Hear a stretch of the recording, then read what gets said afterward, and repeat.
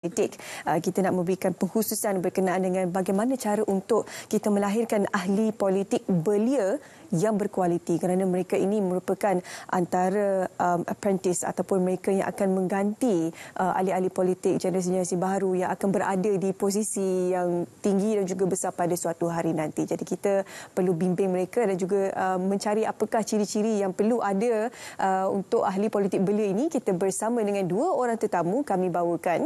Saya perkenalkan terlebih dahulu iaitu Muhammad Syohaimil Hafiz Saleh selaku Ahli Parlimen Belia Malaysia Terengganu. Assalamualaikum, selamat pagi. Waalaikumsalam warahmatullahi wabarakatuh. Okey, terima kasih bersama kita. Juga kita bawakan Nazira Roslan selaku Ahli Parlimen Belia Malaysia Labuan. Nazira, Assalamualaikum. Sihat, selamat pagi. Sihat, alhamdulillah. Okey, baik, kita bawa wakil daripada Terengganu dan juga Labuan untuk mewakili suara anak muda pada pagi ini untuk kita bercakap berkenaan dengan ciri-ciri politik belia yang berkualiti. Pada pandangan Hafiz sendiri, apakah ciri-ciri utama yang perlu ada pada ahli politik belia di era sekarang ini? Baik, Syu. Untuk menjawab persoalan ini, saya rasa Parlimen Belia merupakan satu platform yang terbaik bagi memastikan bahawa belia-belia ini mampu diterapkan melalui program-program yang telah dilaksanakan oleh kerajaan.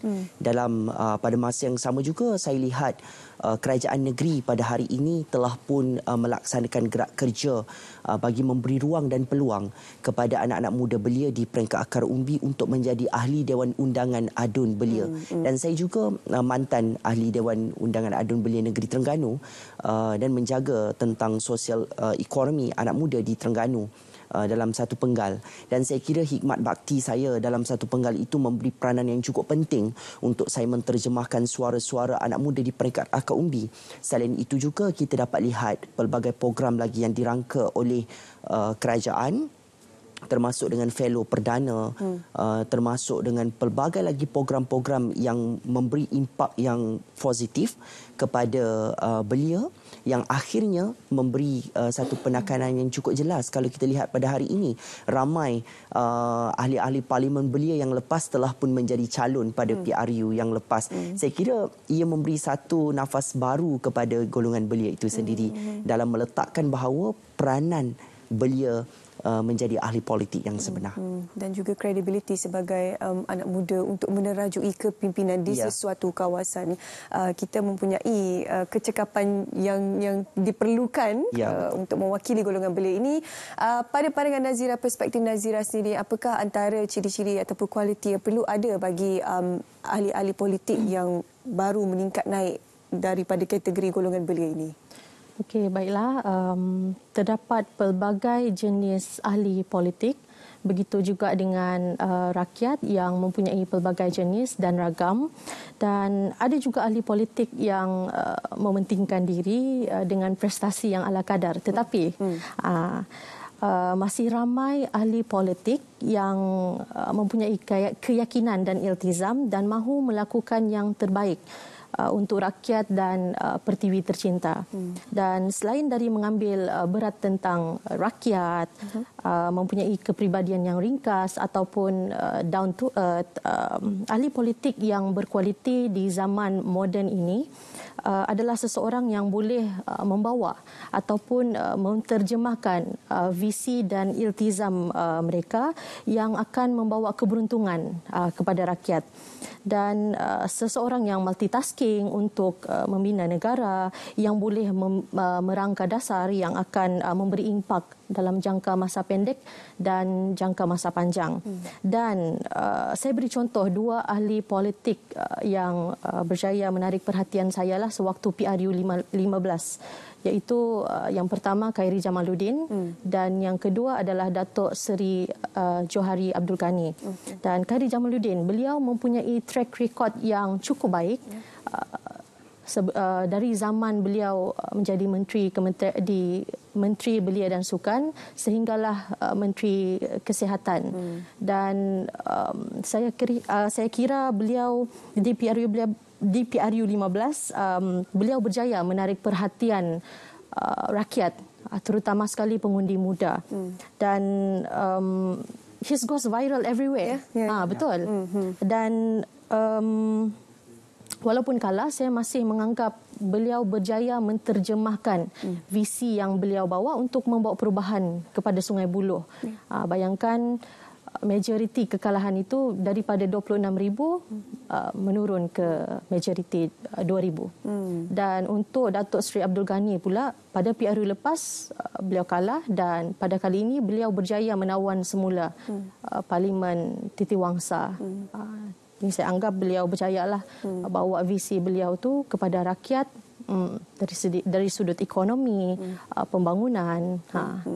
Okey, jadi untuk membina satu profil yang cukup sempurna, hampir sempurna seperti yang dikatakan oleh Nazira, barangkali contoh kita boleh bawa pada pagi ini YBKJ sebelum ini yang menerajui beberapa kementerian dan sebagainya dan menunjukkan satu prestasi yang memberangsangkan sehingga pekerja-pekerja di bawah kementerian tersebut mahukan menteri itu berada lagi sekali memegang portfolio itu kan.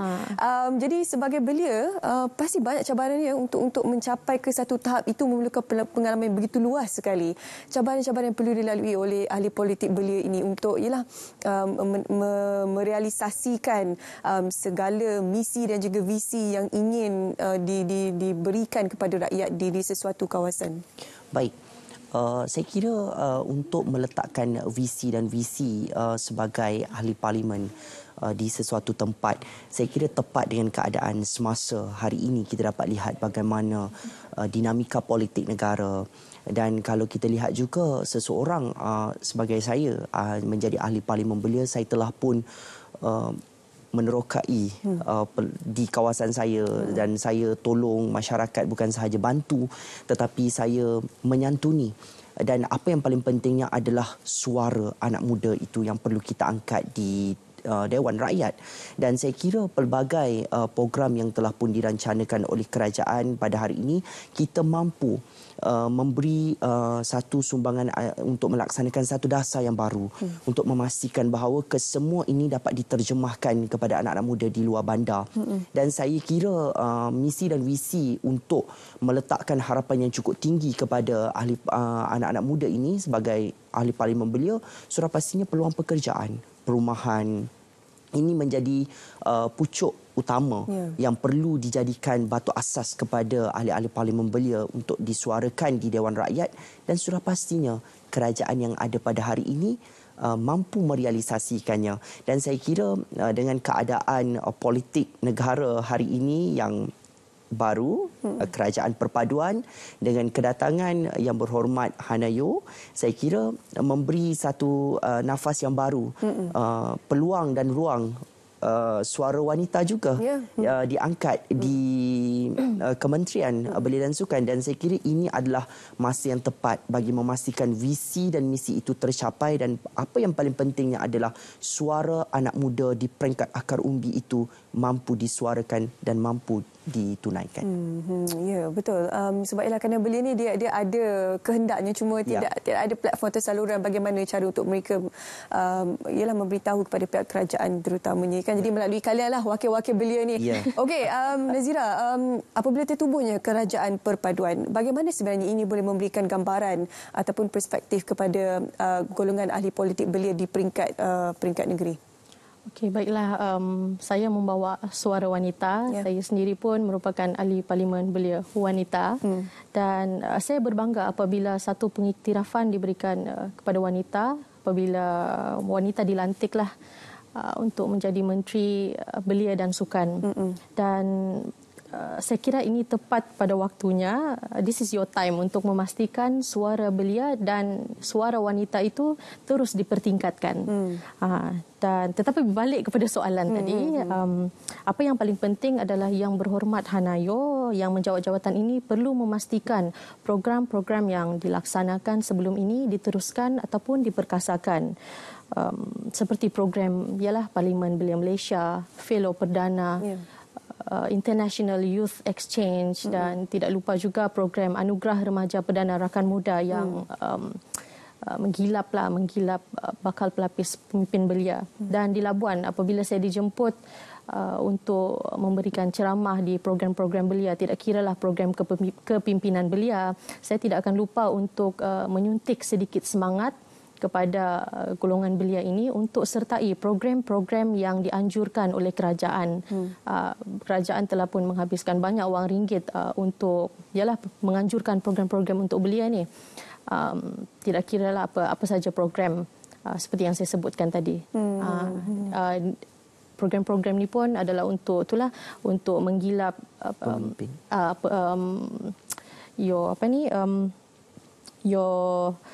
Ahli politik belia. Mengasah bakat belia tu, memberikan platform dan yang paling penting memberikan ruang lah untuk berkhidmat bakti kepada komuniti melalui program-program kesukarelawanan.